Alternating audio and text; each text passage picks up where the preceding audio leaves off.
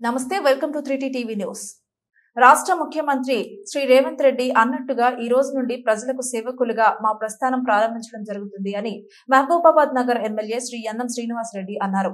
ఈ రోజు మహబూబ్ నగర్ జిల్లా కేంద్రంలోని ఎంబీసీ చర్చిలో క్రిస్మస్ పండుగ సందర్భంగా పేద క్రిస్టియన్లకు దుస్తులు పంపిణీ చేశారు। అనంతరం ఆయన మాట్లాడుతూ సేవా కార్యక్రమం చేత మా తొలి సమావేశంలో పాల్గొని ఈ విధంగా పేదలకు బట్టలు పంపిణీ చేయడం ఆనందంగా ఉంది అని, నా ఇంటి మనుషులకు బట్టలు పెడుతున్నట్లుగా నేను భావిస్తున్నాను అని ఆయన ఆనందం వ్యక్తం చేశారు। ఈ సాంప్రదాయం నిరంతరం కొనసాగుతుంది అని ఆయన చెప్పారు। రాజ్యాంగం ముందు అందరూ ఒక్కటే అని, రాజ్యాంగ స్ఫూర్తిని కొనసాగిస్తూ ముందుకు పోదామని ఆయన ఈ సందర్భంగా సూచించారు। ఈ క్రిస్మస్ పండుగను అందరూ ఆనందంగా జరుపుకోవాలని, వచ్చే నూతన సంవత్సరం అందరి జీవితాలలో సుఖ సంతోషాలు ఉండాలని ఆయన ఆకాంక్షించారు।